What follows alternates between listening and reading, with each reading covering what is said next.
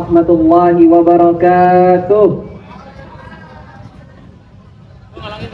Alhamdulillahi haqqa hamdi, segala puji bagi Allah dengan sebenar-benar pujian. Wa syukurillahi haqqa syukri, bersyukur kepada Allah dengan sebenar-benar syukur. Salatu wassalamu ala rasulillah wa ala alihi wa sahbihi wa mawalah, amma ba'du. Allahumma habib ilainal iman, ya Allah, berikanlah kami kecintaan terhadap keimanan, wa zayyinhu fi qulubina, dan jadikanlah iman itu sebagai penghias dari hati setiap kami, ya sami'ad du'a. Apa kabar Bapak Ibu sekalian semuanya? Alhamdulillah baik, luar biasa, Allahu Akbar. Begitu biasanya kalau kita bersemangat. Bapak Ibu dirahmati Allah, alhamdulillah beberapa menit ke depan kita akan sedikit memberikan pengingat untuk kita bersama tentang bulan suci Ramadan, yakni adalah menata hidup kita sebelum Ramadan meninggalkan kita. Masya Allah, apakah selama ini kita belum menata hidup kita, Pak? Maka itu pertanyaan besar bagi kita semua.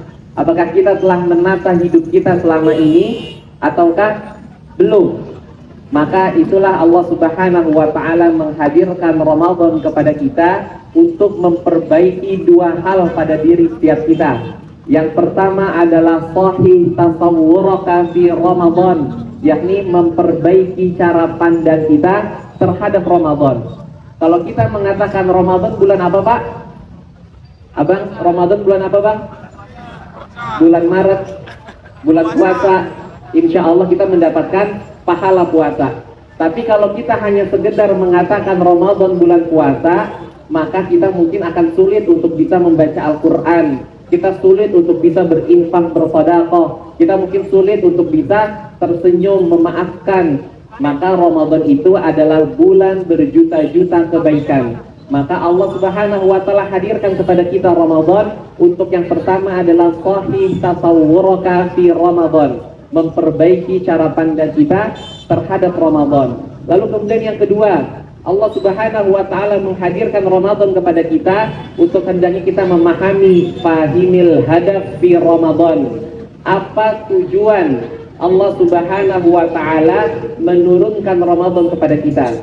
Dan tujuannya ternyata ada 3. Yang pertama adalah la'allakum tattaqun, agar kita menjadi orang-orang yang senantiasa bertakwa kepada Allah. Lalu kemudian yang kedua adalah la'allakum tashkurun, agar kita senantiasa mendapatkan atau memiliki kesyukuran pada diri setiap kita.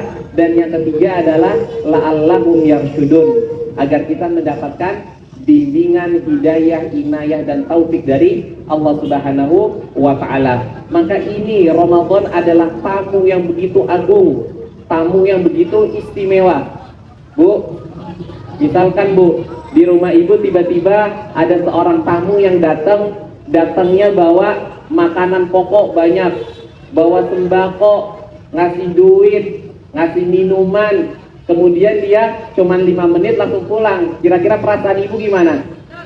Aduh, sayang banget Mas, lebih lama lagi dong Mas. Nah, seperti itulah Ramadan. Ramadan adalah tamu yang agung, yang ia datang kepada kita dengan membawa berbagai macam kebaikan, membawa berbagai macam amalan, membawa berbagai macam ampunan Allah, membawa berbagai macam kasih sayangnya, rahmatnya. Maka itulah Ramadan adalah tamu yang agung. Allah Subhanahu wa ta'ala berfirman, "Syahrul Ramadan alladzi unzila fihi al-Qur'an hudal lin-nasi wa bayyinatin minal huda wal furqan." Dan sesungguhnya Al-Quran itu diturunkan di bulan Ramadan, dan turunnya Al-Quran itu diikuti dengan kita berpuasa di bulan Ramadan. Jadi salah satu kita menjalankan puasa Ramadan saat ini adalah karena turunnya Al-Quran. Nah Bapak Ibu yang dirahmati Allah, perhatikan, ketika kita memiliki tamu yang agung yang membawa berbagai macam kebaikan ke rumah kita, dan hanya sekejap saja dia tinggal atau menetap di rumah kita, maka kita merasa kurang lama sepertinya. Maka seperti itulah Ramadan hadir kepada kita. Kemarin kita mengatakan, masih awal Ramadan. Sekarang kita mengatakan Ramadan telah berada di pertengahan, dan sebentar lagi Ramadan akan meninggalkan kita. Nah Bapak Ibu dirahmati Allah, pertanyaannya adalah, sudahkah selama berapa hari sekarang Ramadan Bu? 20, 19. 20, 19. 19 ya, ada yang 19, ada yang 20. Sudah 20 hari atau 19 hari berlalu bulan suci Ramadan. Adakah perubahan pada jiwa setiap kita? Yang dulu sebelum datangnya Ramadan mungkin kita suka marah-marah, kemudian hadirnya Ramadan, sudahkah hilang marah-marah kita? Mungkin dulu sebelum hadirnya Ramadan kita berat untuk bisa berinfak, kaki kita berat untuk bisa melangkah ke masjid. Maka dengan hadirnya Ramadan kurang lebih 19-20 hari ini, sudahkah kemudian langkah kaki kita ringan untuk datang ke masjid? Ataukah datang ke masjid hanya untuk berbuka takjil bersama? Ya nggak apa-apa, tetapi setelah itu jangan pulang dulu, tapi laksanakan sholat berjamaah maghrib, sholat berjamaah isya, dilanjutkan dengan sholat tarawih dan duduk sejenak untuk membaca Al-Quran. Sudahkah itu ada perubahan pada jiwa setiap kita? Nah, Bapak Ibu yang dirahmati Allah, Bapak Ibu ingat gak program TV yang namanya Uang Kaget? Atau pernah jadi pesertanya? Uang kaget berapa Bu dikasih uangnya Bu? Hah? Uang kaget dikasih uangnya berapa? 15 juta. 15 juta dikasih uang orang secara random. Lalu kemudian waktunya berapa menit? 30 menit. Nah, perhatikan Bapak Ibu dirahmati Allah. Ketika ada seseorang yang datang ke kampung kita, kemudian tiba-tiba ngasih uang kaget. Nah, uangnya nggak kaget, kitanya kaget. Wah, gitu. Uang kaget, lalu kemudian dikasih waktu 30 menit untuk terserah membelikan apapun kebutuhannya. Maka pasti orang tersebut akan sangat cepat, akan sangat sigap, akan sangat kalap untuk mengambil apa yang menjadi kebutuhan dalam kehidupannya. Perhatikan, itu cuma 15 juta dan hanya 30 menit kurang lebihnya. Tapi perhatikan Allah Subhanahu wa Ta'ala memberikan bulan atau ayyam ma'dudat, hari-hari yang telah ditentukan, yakni adalah bulan Ramadan selama 30 hari lamanya. Allah Subhanahu wa Ta'ala kemudian memberikan kasih sayangnya, Allah memberikan karunia-Nya, Allah memberikan rahmat-Nya, Allah memberikan cintanya, Allah memberikan ampunannya. Lalu pertanyaannya, apakah kita mau terburu-buru untuk mengambil itu? Kalau urusan dunia saja kita bisa bersegera dalam menyelesaikan 15 juta dalam waktu 30 menit, sudahkah kemudian Allah yang menurunkan ayyaman ma'dudat, hari-hari yang telah tentukan ini, atau maknanya bulan Ramadan 30 hari, sudahkah kita mengambil kesempatan besar itu? Maka inilah momentum Bapak Ibu yang dirahmati Allah, abang kakak semuanya, untuk kita mampu menata kembali hidup setiap kita. Karena sesungguhnya yang terbaik bagi hamba yang menjalani Ramadan adalah bukan ketika kita kemudian menjadi orang-orang yang dermawan, orang-orang yang soleh dalam bulan Ramadan saja, tapi ketika Ramadan telah berlalu, kita menjadi orang-orang yang biasa lagi. Maka para ulama mengatakan, kunu rabbaniyin wala takun ramadaniyin. Jadilah kalian semua hamba-hamba Allah yang rabbani. Jadilah kalian semua hamba-hamba Allah yang sebenar-benarnya, bukan menjadi hamba-hamba Ramadan. Apa maknanya? Yakni adalah jangan kalian menjadi hamba-hamba yang momentum. Momentum itu maksudnya apa? Ketika Ramadan datang, kita kemudian jadi orang yang soleh, jadi orang yang suka menjadi dukun. Apa dukun Bu? Duduk dengan tekun, membaca Al-Quran, mendengarkan kajian, menyiapkan berbuka. Alhamdulillah. Tapi ketika selesai Ramadan, kemudian kita menjadi orang-orang yang kemudian tidak peduli lagi dengan sholat malam, dengan berjamaah seperti ini, tidak peduli lagi dengan sesama, tidak peduli lagi untuk berinfak, bersedekah, jangan. Maka para ulama mengingatkan kepada kita, kunu rabbaniyin wala takun ramadaniyin. Jadilah kita semuanya hamba Allah sepanjang usia kita. Berapapun usia kita, maka jadilah kalian hamba Allah.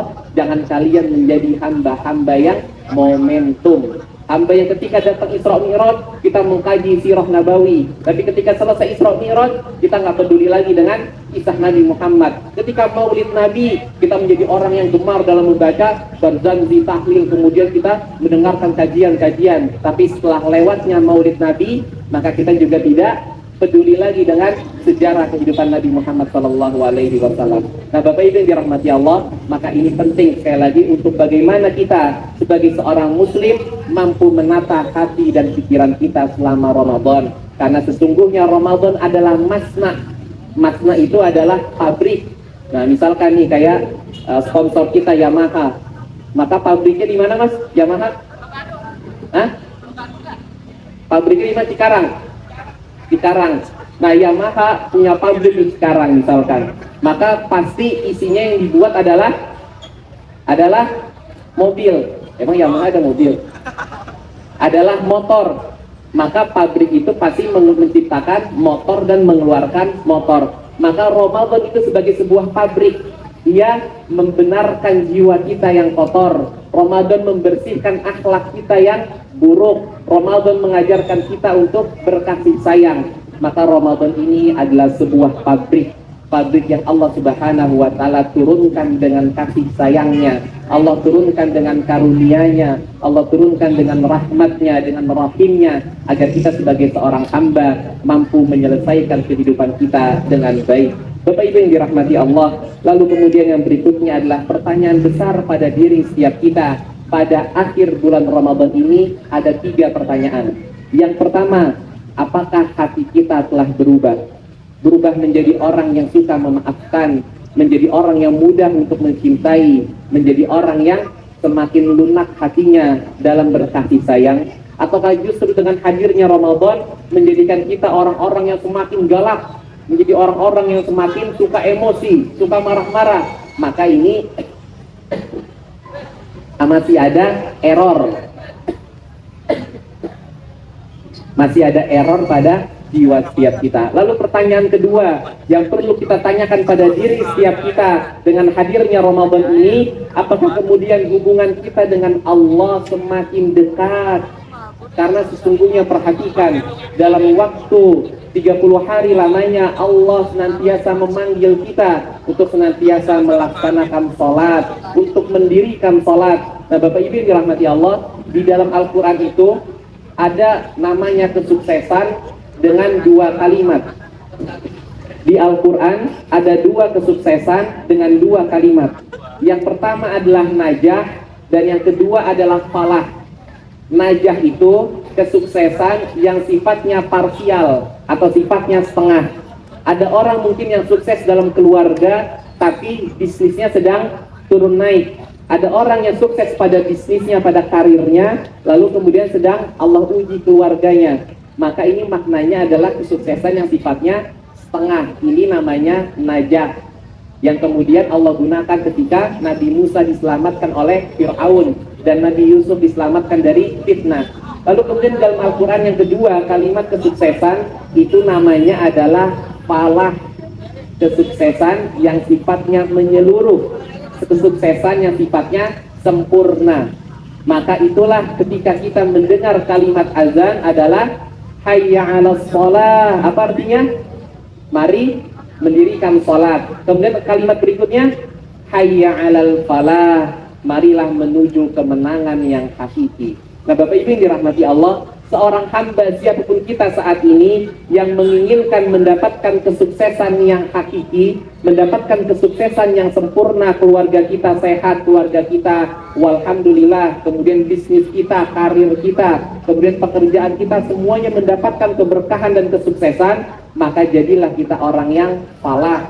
Dan bagaimana cara menjadi orang yang falah? Yakni adalah ketika kita mampu memperbaiki sholat kita. Karena itulah Allah mengatakan hayya 'alas shalah, mari dirikan sholat, dan hayya 'alal falah, marilah untuk menuju kemenangan. Sebagai sebuah contoh lagi Bapak Ibu yang dirahmati Allah, seorang hamba atau kita ini terikat dengan rukun iman dan rukun Islam.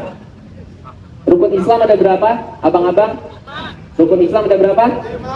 Pertama, syahadat, sholat, puasa, zakat, haji. Udah semua belum kita?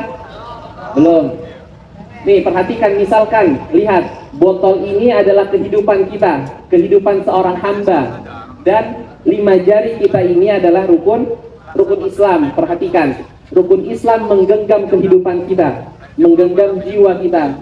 Perhatikan, bila rukun yang terakhir misalkan pergi haji, ada yang sudah pergi haji, mau pergi haji, amin, maka berdoalah di waktu-waktu yang mustajab saat ini, minta kepada Allah untuk bisa umrah dan haji. Perhatikan, misalkan seorang muslim yang ia belum mampu untuk berhaji, maka terlepas, maksudnya pegangannya ini terlepas dalam kehidupannya, dan itu memang diperbolehkan, karena tidak semua orang muslim mampu untuk melaksanakan ibadah haji, baik dari usia maupun dari finansialnya. Lalu kemudian oke lah, kita lepas kehidupan kita ini, kita lepas dengan kita tidak melaksanakan ibadah haji. Kemudian yang berikutnya adalah membayar zakat. Tidak semua umat Islam ini mampu untuk membayar zakat. Makanya itu ada mustahik, ada orang yang berhak menerima zakat dengan 8 asnaf dan lain sebagainya. Taruhlah, misalkan ada seorang hamba, ia muslim, tapi ia tidak mampu untuk membayar zakat, maka kehidupannya ini masih bisa untuk dipegang. Tapi perhatikan Bapak Ibu yang dirahmati Allah, yang berikutnya adalah puasa. Nah, andai kata kalau ada seorang muslim yang tidak berpuasa karena berbagai macam rukhsahnya, dengan berbagai macam uzurnya, maka itulah Allah memperkenankan untuk diganti pada hari-hari berikutnya. Entah misalkan dia sedang sakit atau sedang melakukan perjalanan safar, maka itu diperbolehkan untuk diganti. Artinya puasa itu masih aman. Tapi perhatikan Bapak Ibu yang dirahmati Allah, tinggal 2 rukun Islam yang kita pegang, yakni syahadat dan puasa, syahadat dan sholat. Perhatikan, ketika kita melepas sholat kita, maka air ini akan jatuh. Menandakan apa? Bahwa ketika kita melalaikan sholat kita, ketika kita abai terhadap ibadah kita yang utama, yakni sholat, maka kehidupan kita sudah tidak ada apa-apanya lagi. Kehidupan kita sudah tidak bermakna lagi. Maka seorang hamba itu Allah Subhanahu wa Ta'ala ciptakan, tidaklah aku menciptakan jin dan manusia melainkan untuk beribadah kepadaku. Maka tujuan dari hadirnya Ramadan sekali lagi kepada kita adalah untuk sahih tasawwur, perbaiki cara pandang kita, bahwa sesungguhnya Ramadan adalah bulan di mana kita mampu melakukan perbaikan iman, dan merupakan bulan di mana kita senantiasa memperbanyak amal-amal soleh kita. Berapa menit lagi Bang? 10 menit lagi. Oh, masih lama. Azan jam berapa? 18? Oh. Baik, Bapak Ibu yang dirahmati Allah, lalu kemudian bagaimana kita menata hidup sebelum Ramadan pergi? Ada 3 hal yang bisa kita perbaiki. Yang pertama adalah menata taubat kita.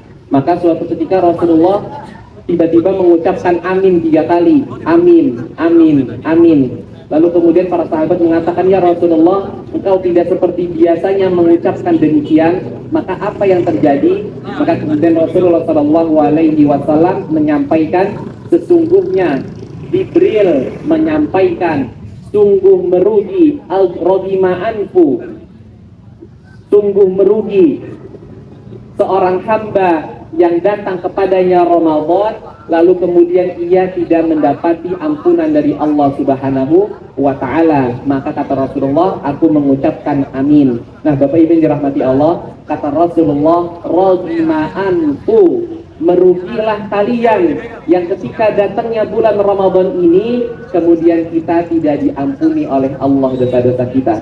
Ada Pak di antara kita yang tidak punya dosa Pak?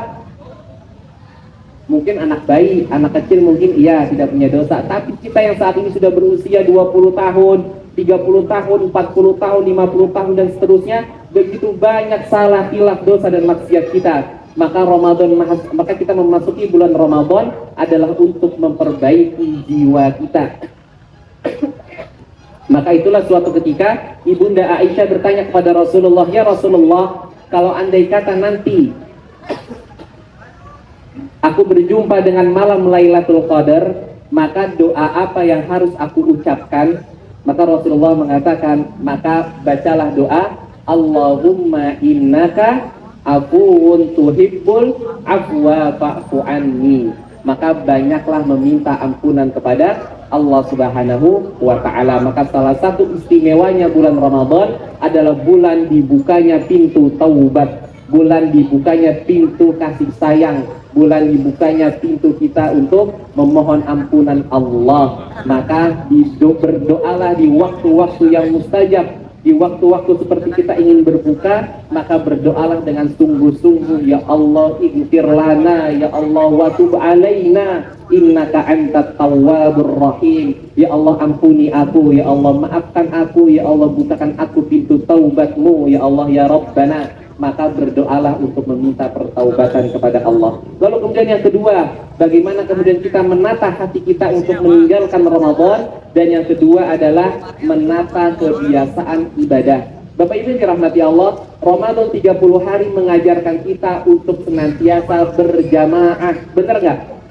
Kita buka puasa berjamaah, kita sholat tarawih berjamaah, kita tadi ikut lomba berjamaah, kita kemudian nanti kemarin nuzulul Quran berjamaah, nanti sampai dengan zakat kita berjamaah, sampai dengan nanti Idul Fitri kita berjamaah. Maka Ramadan 30 hari lamanya mengajarkan kita untuk menata ibadah dan menata kita untuk senantiasa melakukan kebersamaan dan keberjamaahan. Jadi Ramadan mengajarkan kepada kita untuk tenang dalam bersosial. Jadi jangan ada lagi orang-orang yang mengatakan keluar dari Ramadan, aku tipe orang introvert, aku tipe orang pemalu. Jangan. Karena sesungguhnya Ramadan mengajarkan kita untuk kita bersosial, untuk kita memperbaiki hubungan terhadap sesama. Maka bangunlah ibadah, kebiasaan ibadah. Kita bangun di waktu subuh dalam sahur. Maka nanti di luar Ramadan tetaplah kita bangun sahur pada puasa-puasa sunnah kita. Di Ramadan kita banyak menunggu azan, menunggu suatu aktivitas dengan membaca Al-Quran. Maka nanti di luar Ramadan biasakan Al-Quran itu jangan terlepas dari tangan setiap kita. Lalu kemudian setiap bulan Ramadan mengajarkan kita untuk mudah bersedekah dengan QRIS. Sekarang udah canggih kan, udah dengan QRIS saja udah. Maka nanti setelah selesai Ramadan jangan menjadi orang-orang yang medit, kalau kata orang Depok medit ya. Jangan jadi orang-orang yang pelit lagi, karena Ramadan mengajarkan kita adalah untuk berkasih sayang. Lalu kemudian yang berikutnya adalah Ramadan mengajarkan kita untuk memperbanyak sujud. Ramadan mengajarkan kita untuk memperbanyak sujud. Maka itulah banyak ibadah-ibadah sunnah di bulan Ramadan yang Allah Subhanahu wa taala yang Rasulullah SAW menyampaikan bahwa ibadah-ibadah sunnah akan Allah lipat gandakan pahalanya sampai dengan 700 kali atau sampai dengan tidak terbatas. Inilah poin yang kedua dalam bagaimana kemudian kita menata hati kita sebelum berpisah dengan Ramadan. Lalu kemudian Bapak Ibu yang dirahmati Allah, dan poin yang terakhir adalah menata arah hidup kita. Bagaimana Allah berfirman dalam surat Az-Zariyat, wa fi anfusikum afala tubsirun, wahai sekalian manusia, pada diri setiap kalian kenapa kalian tidak memikirkannya. Artinya apa? Allah memberikan kita akal untuk berpikir, Allah memberikan kita hati untuk senantiasa meresapi, merasakan, mencintai. Agar apa? Agar kita menjadi orang-orang yang senantiasa beramal soleh. Dan kemudian Bapak Ibu yang dirahmati Allah, dan yang terakhir adalah ada sebuah kalimat indah. Ada sebuah kalimat indah dari para ulama, yakni adalah al-bidayatul lil jami' wattabatul lis shadiqin. Bahwa orang permulaan itu milik siapa saja, tapi pemenang adalah mereka yang bertahan hingga akhir. Contoh misalkan, Bapak Ibu atau abang-abang pernah melihat ini kan motor balap apa namanya? MotoGP. Tahu MotoGP kan Pak ya? Atau F1 ya? Nah, saat start semuanya sama atau berbeda? Semuanya sama. Ketika lampu hijau semuanya langsung jalan. Nah, seperti itulah Ramadan. Al-bidayatul lil jami', permulaan itu milik siapa saja. Mungkin zaman-zaman dulu ada Michael Schumacher, ada Ralf Schumacher dan lain sebagainya, itu zaman-zaman kita muda gitu ya. Sekarang udah berbeda semua. Permulaan milik siapa aja, untuk start milik siapa aja, negara mana aja, tim mana aja. Tapi perhatikan, mereka yang menang, mereka yang naik ke podium 1, 2, 3 adalah mereka-mereka yang bertahan hingga garis finish. Begitu juga dengan Ramadan. Awal Ramadan kemarin yang sudah berlalu sekitar 19-20 hari yang lalu, itu milik siapa saja? Milik kita yang rajin ke masjid, milik kita yang nggak pernah ke masjid, milik kita yang cuma Islam KTP, semuanya awal Ramadan sama. Tapi kemudian al-bidayatul lil jami' wat tabatul lis shadiqin. Dan orang-orang yang menjadi pemenang nanti setelah keluar dari Ramadan adalah orang-orang yang tetap beristiqomah. Orang-orang yang mendapatkan la'allakum tattaqun, la'allakum tashkurun, la'allakum yarshudun adalah orang-orang yang bertahan hingga akhir. Maka kata Rasulullah SAW, ia mengatakan, ia bersabda, wa innama likulli imri'i wa innama a'malu bil khawatim. Dan sesungguhnya amal itu tergantung pada akhirnya. Nah, Bapak Ibu yang dirahmati Allah, sebagaimana sabda Rasulullah, wa innama a'malu bil khawatim. Sesungguhnya amal itu penentunya adalah di akhir. Maka dengan sisa hari Ramadan ini, maka perbaiki ibadah kita, perbaiki iman kita, perbaiki amal kita, perbaiki seluruh kehidupan kita agar kita masuk ke dalam bulan suci Ramadan, agar kita menyelesaikan bulan suci Ramadan dengan amal yang terbaik. Karena sesungguhnya amal penutup itu ditentukan, amal akhir itu ditentukan oleh penutupnya. Dan mudah-mudahan kita bisa menutup Ramadan tahun ini dengan ibadah kita yang terbaik dan keimanan kita yang senantiasa terus beristiqomah. Demikian Bapak Ibu yang dirahmati Allah, pengingat yang amat singkat pada kesempatan sore hari ini. Semoga Allah Subhanahu wa Ta'ala memberikan kita kekuatan iman, memberikan kita kekuatan moral, memberikan kita keistiqomahan dalam senantiasa menjalani perintah-perintah Allah, dan Allah Subhanahu wa Ta'ala membukakan kita ampunannya, dan Allah masukkan kita termasuk orang-orang yang mendapatkan ampunannya dan mendapatkan ridhonya. Demikian Bapak Ibu yang dirahmati Allah. Mungkin ditutup dengan doa atau bagaimana, Abang? Boleh. Baik, Bapak Ibu dirahmati Allah, mari kita sempurnakan pertemuan kita hari ini dengan bermunajat kepada Allah untuk meminta ampunan. Mari kita beristighfar 3 kali. Astaghfirullahaladzim, astaghfirullahaladzim, astaghfirullahaladzim. Allahumma salli ala Muhammad wa ala ali Muhammad walhamdulillahi rabbil alamin. Allahumma a'inna ala dzikrika wa syukrika wa husni ibadatik. Allahumma ya Allah taqabbal minna ya Allah salatana wa siyamana wa ruku'ana wa tilawatana wa taqassu'ana wa ta'abbudana wa tammim taqsirana ya arhamar rahimin. Allahumma jami'a a'malina mukhlisatan liwajhika ya arhamar rahimin. Ya Allah ya Rabbana, ampuni kami ya Allah, begitu banyak salah hilaf dosa kami selama ini sampai dengan usia kami ya Allah. Engkau maha pengampun ya Allah, Engkau maha penerima taubat ya Allah. Ampuni kami dan terima taubat kami ya Allah ya Rabbana. Ya Allah, terima segala macam amal ibadah kami ya Allah ya Rabbana. Subhana rabbika rabbil izzati amma yasifun wa salamun ala mursalin walhamdulillahi rabbil alamin. Assalamualaikum warahmatullahi wabarakatuh.